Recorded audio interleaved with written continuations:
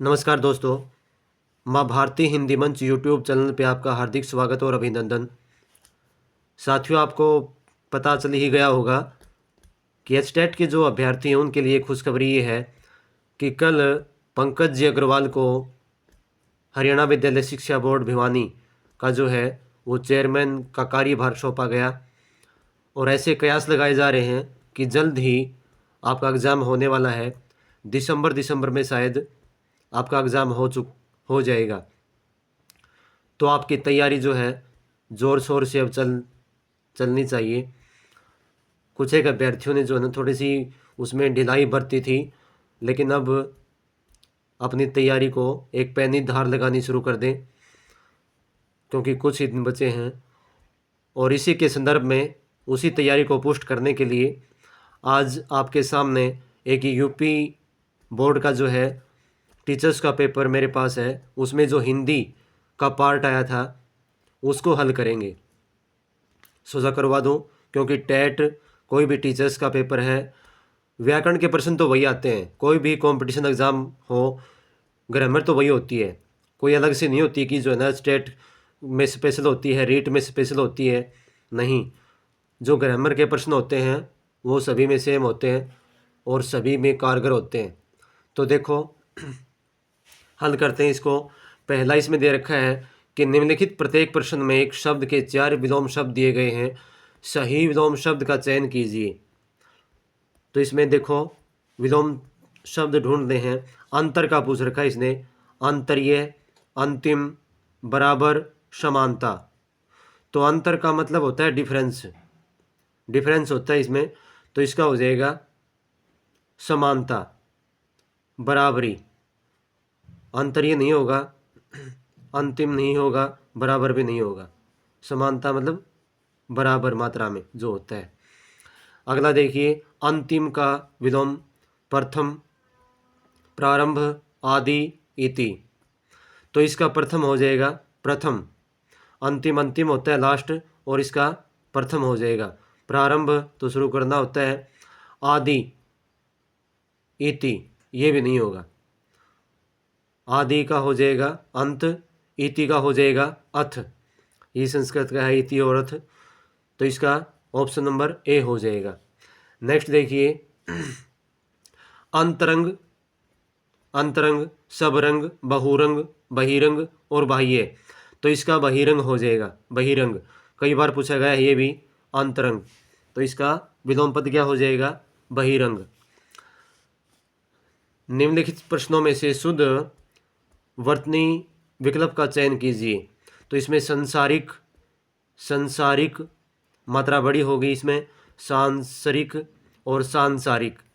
तो इसमें सही शुद्ध जो शब्द है वो सांसारिक है, सांसारिक। संसार शब्द से एक प्रत्यय लगा और उसमें फिर बन गया सांसारिक। अगला प्रश्न देखिए, ये भी वैसे ही है। स्वाभाविक, स्वाभाविक, स्वाभावी मात्रा पड़ी है वी को, व को। स्वभाव की नहीं, तो इसमें पहला ही हो जाएगा स्वाभाविक। ये इसी में, इसमें भी इसी प्रकार से एक प्रत्यय है, स्वभाव प्लस एक प्रत्यय लगा और ये बन गया स्वाभाविक। नेक्स्ट क्वेश्चन है कि निम्नलिखित प्रश्नों में से एक शब्द के 4 विकल्प दिए गए हैं, इनमें एक ही विकल्प तत्सम शब्द वाला है। आपको तत्सम शब्द का चयन करना है। यानी कि 3 तो दे रखे हैं तद्भव, और एक उनमें से तत्सम है, तो आपको तत्सम चुनना है। अंगीठी, अंगूठी, अग्निष्टिका, अग्निंठी। तो इसमें अंगीठी भी तद्भव है, अंगूठी भी तद्भव। इसमें अग्निष्ठिका जो है, अग्निष्ठिका ये तत्सम शब्द है। तत्सम शब्द, तत्सम यानी कि संस्कृत वाले जो संस्कृत भाषा से जो के त्यों हिंदी भाषा में आ गए वो तत्सम है। तो इसमें अग्निष्ठिका जो शब्द है वो तत्सम है। अगला देखिए, इनमें सभी में तत्सम पूछ रखे हैं। अनाड़ी, अनार्य, अनिर्य, अनियाड़ी। तो ये देखो, इसमें अनार्य ये जो शब्द है बी, बी ऑप्शन जो है ये तत्सम है इसमें। अगला देखो, आंवला, आंवलक, आमलक और अमला। तो इसमें तत्सम कौन सा है? आंवला, आंवलक, आंवला। ये सभी क्या है? तद्भव है। आमलक, आमलक में जो है ये तत्सम शब्द है, तो इसका ऑप्शन नंबर सी हो जाएगा। अगला है आध, आधा, अर्ध, अद्विभाज्य। तो इसमें आध, आधा ये दोनों तद्भव हैं। अद्विभाज्य ये तो वैसे कोई शब्द दूसरा ही दे दिया। अर्ध, इसका ये हो जाएगा तत्सम शब्द अर्ध, इसको बोलते हैं आधा। नेक्स्ट है क्वेश्चन नंबर 10, उत्साह, उत्साह, उत्साह और उत्सव है। इसमें ऑप्शन नंबर सी है, जो ऑप्शन नंबर सी है वो तत्सम शब्द है। आगे देखो नेक्स्ट क्वेश्चन, ऊन, इसी में ये भी तत्सम ही है। ऊन, ऊनी, ऊर्णा और ऊर्णा। इसमें दो दे रखे हैं ये ऊर्णा, तो ये हर शो में है और ये है दीर्घ में, तो ये ऊर्णा ये वाला जो है ये हो जाएगा इसमें तत्सम शब्द। उसके बाद देखो कंधा, स्कंधा, स्कंध और स्कंधी। तो इसमें स्कंद जो शब्द है वो तत्सम शब्द है, स्कंध। अब देखो ये तो थे तत्सम के। अब क्या कहता है आगे कि प्रविशेषण कहते हैं, प्रविशेषण। तो इसके बारे में हमने कई बार चर्चा की थी उसमें पीछे वीडियो में, क्लास में कौन सी उसमें बहुत बार आया था इसके बारे में। तो प्रविशेषण वो होता है जो विशेषण की विशेषता बताए, विशेषण की भी जो विशेषता बताए वो प्रविशेषण कहलाता है। तो इसमें ऑप्शन में ये है, जैसे विशेषण की विशेषता बताने वाला शब्द क्या कहलाएगा? प्रविशेषण। विशेषण की विशेषता कैसे कि जैसे घोड़ा बहुत तेज दौड़ता है, घोड़ा बहुत तेज दौड़ता है। इसमें एक तो जैसे बहुत को एक बार निकाल दे हम तो घोड़ा तेज दौड़ता है। अब नहीं ऐसे कर लो, ये तो खैर उसकी हो गई क्रिया विशेषण की। ये कह लो कि फूल सुंदर है, फूल सुंदर है, ये तो होगी इसमें सुंदर उसकी विशेषता। अब ये कहते हैं कि फूल बहुत सुंदर है। अब सुंदर की भी विशेषता बता दी कि बहुत, जो बहुत जो शब्द है वो प्रविशेषण है, तो उसको कहते हैं प्रविशेषण। सार्वनामिक विशेषण है, क्या है? संज्ञा के पहले आते हैं, संज्ञा के बाद में, सर्वनाम के बाद में, उपरोक्त में कोई नहीं। तो सार्वनामिक जो विशेषण है वो संज्ञा से पहले आता है। इसको संकेतवाचक विशेषण भी कहा जाता है। संज्ञा से पहले आकर उसके बारे में सूचना देता है, अतिरिक्त सूचना, तो वो होता है सार्वनामिक विशेषण। नेक्स्ट क्वेश्चन देखिए, निम्नलिखित प्रश्नों में से कौन सा विशेषण अधिकारी है? विशेषण का अधिकारी का मतलब देखो इसने कितना उलझा रखा है कि विशेषण पूछ रखा है कि कौन सा है? चमका, हरी, सुडोल, सच्चाई। तो इसमें चमका क्या हो गया? क्रिया हो गई। हरी संज्ञा हो गई। सच्चाई भी संज्ञा हो गई, भाववाचक संज्ञा। सुडोल ये विशेषण है इसमें कि उसका शरीर सुडोल है, ये हो जाएगा इसमें। अगला देखिए, सीधा, मधुर, पतनाला, बुराई। इसमें सीधा, मधुर, पतनाला और बुराई, इसमें विशेषण कौन सा है? इसमें मधुर हो जाएगा, मधुर, जैसे उसकी वाणी मधुर है। अगला देखो, उत्पाद का उपसर्ग, उत्पाद में उपसर्ग है कौन सा? उत्पाद। तो इसमें आत, उद, उत और ए, तो इसमें उत उपसर्ग है, उत। अगला देखिए, वर्धमान का प्रत्यय है, वर्धमान का प्रत्यय, इसमें प्रत्यय पूछा है, प्रत्यय पीछे लगता है और उपसर्ग लगता है पहले। तो वर्धमान में वर्ध जो मूल शब्द है और मान इसमें प्रत्यय हो जाएगा, वर्धमान, मान प्रत्यय हो जाएगा, ऑप्शन नंबर डी। अगला पूछ दिया इसने कि चेहरे पर हवाइयाँ उड़ना का अर्थ है, चेहरे पर हवाइयाँ उड़ना, डर से घबराना, यही हो जाएगा इसका। स्वास्थ्य ठीक न होना, कुरूप होना, अत्यधिक सुंदर होना, नहीं, डर से घबराना, ये इसका हो जाएगा चेहरे पर हवाइयाँ उड़ना। नेक्स्ट क्वेश्चन क्या बताता है? अधिक काम से मनुष्य नहीं थकता, थकता है खालिस्तान और अस्त व्यस्तता से। तो खालिस्तान ने पूछा परिश्रम नहीं आएगा।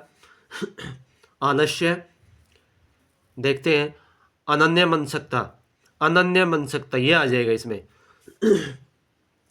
ये क्या होती है कि मन का उदास होना या जो कार्य कर रहा है उसमें मन नहीं लगना, बहुत तनावग्रस्त होना, ये होती है अनन्य मनसकता।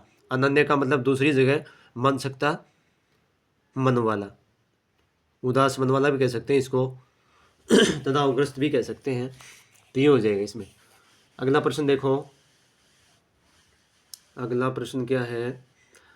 खालिस्तान बुरी बला है, लड़ाई, अज्ञानता, मूर्खता, लालच। तो इसमें आपको सभी को पता है कि एक पंक्ति, एक कहावत है कि लालच बुरी बला है। ऑप्शन नंबर डी हो जाएगा। दीपक तो खालिस्तान, दीपक तो खालिस्तान है ही है, कीट पतंगा भी जलता है। तो दीपक तो इसमें आ जाएगा मरता, उड़ता, जलता, जलता। दीपक तो जलता ही है, कीट पतंगा भी जलता है। कीट पतंग मतलब कोई भी मच्छर जो बारिश के मौसम में आते हैं, मच्छर मक्खी जो भी है वो। तो इसमें ऑप्शन नंबर सी हो जाएगा। सही वाक्य सही वाक्य का चयन कीजिए। देश सदा महात्मा गांधी का ऋणी रहेगा, महात्मा गांधी का देश सदा ऋणी रहेगा, महात्मा गांधी का सदा देश ऋणी रहेगा, और देश महात्मा गांधी का सदा ऋणी रहेगा। तो इसमें ऑप्शन नंबर बी हो जाएगा, महात्मा गांधी का देश सदा ऋणी रहेगा। ऋणी का मतलब एहसानमंद, कर्जवान जिसको बोलते हैं, एहसानमंद आएगा यहाँ पे वैसे इसका अर्थ। अगला वाक्य देखिए, सही वाक्य का चयन कीजिए। परिवर्तन का अर्थ यानी कि कदापि अतीत को सर्वथा उपेक्षा की जाए, अतीत को नहीं है ये, अतीत की आएगा। परिवर्तन का अर्थ यह है कदापि नहीं कि सर्वथा अतीत की उपेक्षा की जाए, ये भी नहीं आएगा। परिवर्तन का अर्थ यह है कि यह कदापि नहीं कि अतीत की, ये भी नहीं आएगा। परिवर्तन का अर्थ यह है कदापि नहीं कि अतीत की सर्वथा उपेक्षा की जाए, यह आ जाएगा इसमें। ये सही, इसका क्रम सही ये है। परिवर्तन का अर्थ है, अर्थ यह है कदापि नहीं कि अतीत की सर्वथा उपेक्षा की जाए। उपेक्षा मतलब निंदा। आगे देखो, ये भी इसी प्रकार का है। जानते हैं कि इस बात को सताया न जाए, बात को क्या सताना होता है, ये तो गलत है। जानते हैं कि इस बात को किसी को सताया न जाए, ये भी गलत है। इस बात को जानते हैं कि किसी को सताया न जाए, इस बात को जानते हैं कि किसी को सताया न जाए। ये सब, पहली बात तो ये है कि सताया नहीं है, ये बताया है। तो ये है, इस बात को जानते हैं कि किसी को जानते हैं कि किसी को, हाँ ये सताया ही है भाई, सताया, सॉरी, सताया ही है। इस बात को जानते हैं कि किसी को सताया न जाए, सताना मतलब उसको दुखी करना, पीड़ित करना। तो इसका ऑप्शन नंबर डी हो जाएगा, सताया ही है इसमें।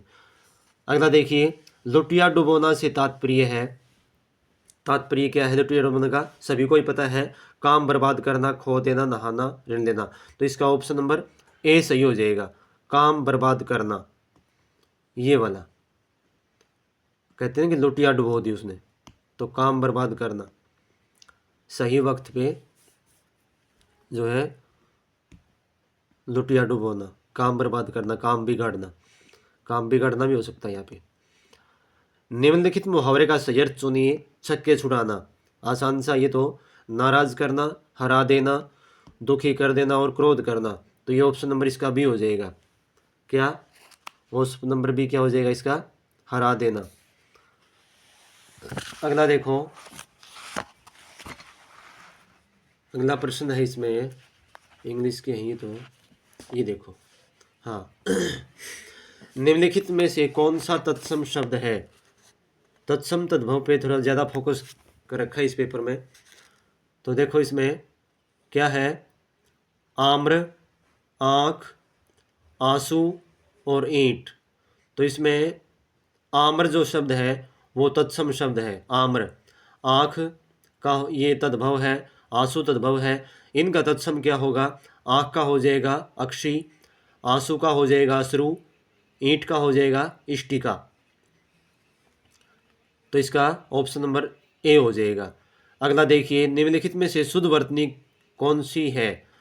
तो इसमें अनजली ये नहीं है, अंजलि मात्रा बड़ी कर दी नहीं, अंजलि मात्रा छोटी कर दी ये है।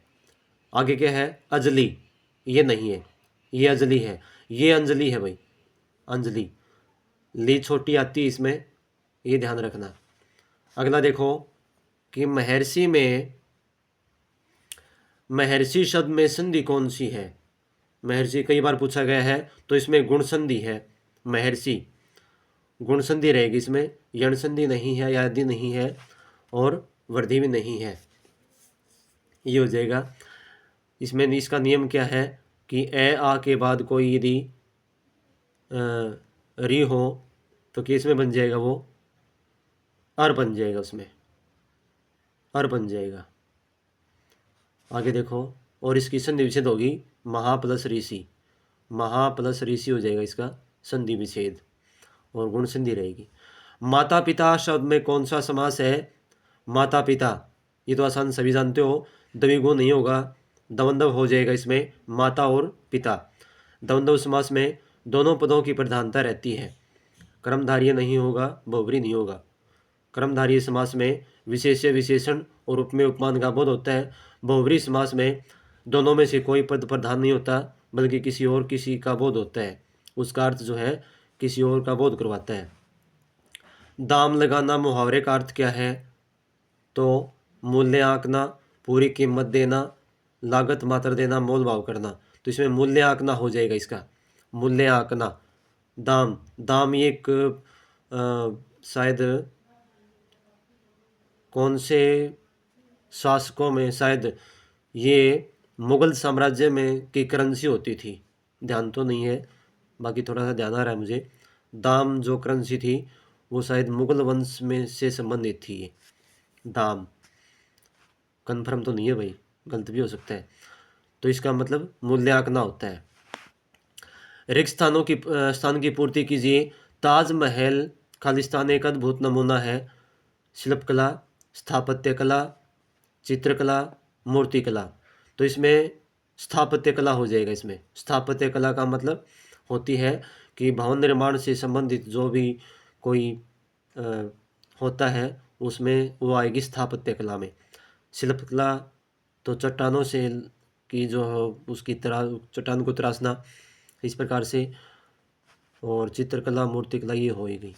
अगला देखिए क्या है, नेक्स्ट क्वेश्चन देखो क्या है इसमें। निम्नलिखित में से अशुद्ध वर्तनी कौन सी है?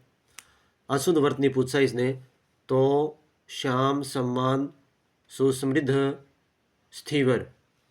तो श्याम भी ठीक है, सम्मान भी सही है, सुसमृद्ध भी सही है, स्थिवर ये नहीं होता, ये स्थावर होता है। स्थावर जो जंगम का विलोम है, स्थावर होता है ये नहीं है। अगला देखो, कर्ण को अधीरथ सूत कहा जाता है। अधीरथ का अर्थ है, कर्ण को अधीरथ सूत कहा जाता है। अधीरथ का क्या अर्थ है? तो इसमें रथ को हाँकने वाला, बस यही होता है। देखते हैं आगे, रथ बनाने वाला, कोषाध्यक्ष, चौकीदार नहीं, रथ को हाँकने वाला, रथ को चलाने वाला, ये होता है अधीरथ। शुद्ध वाक्य पहचानिए क्या है? माँ बच्चे को दूध दाए से पिला रही है। माँ बच्चे को दूध दाए से पिलवा रही है। माँ बच्चे को दूध दाए से पी रही है। माँ बच्चे को दूध दाए से चखा रही है। तो ये तो बिल्कुल भी नहीं है, ऑप्शन नंबर बी हो जाएगा। माँ बच्चे को दूध दाए से पिलवा रही है, ये है इसमें ऑप्शन नंबर बी। और इसमें प्रेरणार्थक क्रिया है, प्रेरणार्थक क्रिया जहाँ कर्ता स्वयं कार्य न करके किसी दूसरे से कार्य करवाए। अगला देखो क्वेश्चन नंबर 40। कौन सा शब्द असुर शब्द का विलोमार्थी है? असुर का विलोम पूछा इसने, देवता, सुर, यक्ष, मानव। तो इसमें असुर का सुर हो जाएगा। असुर होता है राक्षस और सुर होता है देवता, तो इसका असुर का विलोम पूछा इसने, सुर हो जाएगा। मानव का दानव हो जाएगा। अगला देखो, निम्नलिखित में से कौन सा शब्द भेद शब्द का अर्थक नहीं है? भेद, फूट, रहस्य, छेदन, दर। तो ये दर नहीं है और सभी भेद के अर्थ हैं ये। भेद मतलब भेदना, छेदना, फूट और रहस्य, तो ये इसका ये अनेकार्थी नहीं है, दर। नेक्स्ट है वर्ण न, मैं, था, न का उच्चारण स्थान क्या है? तो उच्चारण स्थान की वीडियो अभी जो है ना 2 दिन पहले ही डाली है मैंने, गजब की ट्रिक है वो, कभी भी नहीं भूलोगे। वो वीडियो देखना जाके ज़रूर, किसी साथी ने नहीं देखा है तो चैनल पे जाके देख सकता है। वो बहुत ही बढ़िया ट्रिक के साथ जो है ना करवा रखा है उच्चारण स्थान। तो ये बताया था मैंने कि हर किसी वर्ग का जो पंचम वर्ण है वो नासिका होता है। हर वर्ग का पंचम वर्ण नासिका होता है और वो ऑप्शन पे डिपेंड करता है। नासिका प्लस मूल भी दे सकता है वो, जैसे न जो वर्ग है, तय वर्ग है उसका साथी है न, और तय वर्ग बोला जाता है दंत से, तो दंत प्लस नासिका इसका हो जाएगा। और वैसे तो होती है नासिका हर पंचम वर्ण, तो इसका हो जाएगा नासिका। तो दोस्तों ये थे आज के प्रश्न। एक पेपर था ये, अच्छा लेवल था प्रश्नों का इसमें। उम्मीद करता हूँ कि यहाँ से कुछ सीखने को मिला होगा आपको। और एचटेट की जो अभ्यर्थी हैं वो तैयारी शुरू कर दें अपनी। रेट के लिए भी कल नोटिफिकेशन आ गया है और फरवरी में शायद उसका पेपर है, तो उसके भी ज़्यादा दिन नहीं बचे हैं। यहाँ कंप्लीट व्याकरण करवाते रहेंगे और बीच बीच में इम्पोर्टेंट क्वेश्चन करवाते रहेंगे, इस प्रकार के कोई पेपर हुआ उसका। और इसी प्रकार से जो है यदि कोई बीच में मॉडल पेपर हुआ स्टेट रीट का तो वो भी करवाएंगे। बस जुड़े रहिए हमारे साथ। जो साथी आज नए देख रहे हैं वो चैनल को सब्सक्राइब ज़रूर करें ताकि वीडियो अपलोड होते ही उनके पास नोटिफिकेशन आ जाए। धन्यवाद। जय हिंद, जय भारत।